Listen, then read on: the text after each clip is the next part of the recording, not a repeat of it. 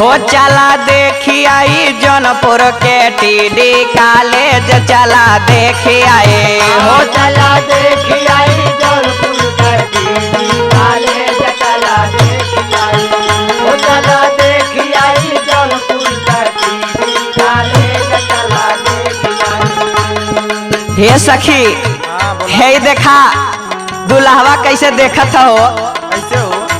अरे दुल्हा के बहने न पढ़े में तेज न पढ़ावे में तेज अरे 900 लड़का पटावे में तेज चला देखी आए हो चला देखी आई जौनपुर के टीडी कॉलेज चला देखी आए चला देखी आई जौनपुर के टीडी कॉलेज चला देखी आई हो चला देखी आई जौनपुर के टीडी कॉलेज चला देखी आई।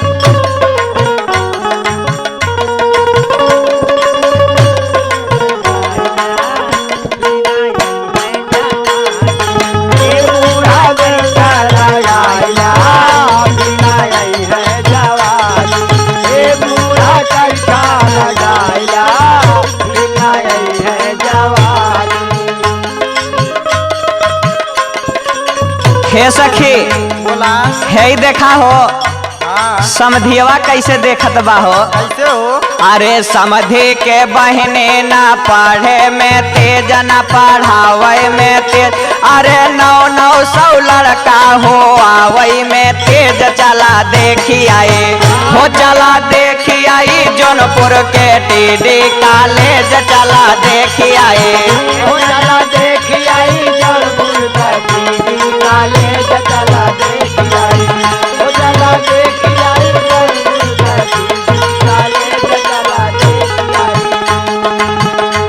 अरे अगुआ के बहने न पढ़े में तेज न पढ़ावे में तेज अरे 900 लड़का बोलावे में तेज चला देखी आए हो चला देखी आई जौनपुर के टीडी कॉलेज चला देखी आए चला देखी आई जौनपुर के टीडी कॉलेज चला देखी आई हो चला देखी आई जौनपुर के टीडी कॉलेज चला देखी आई।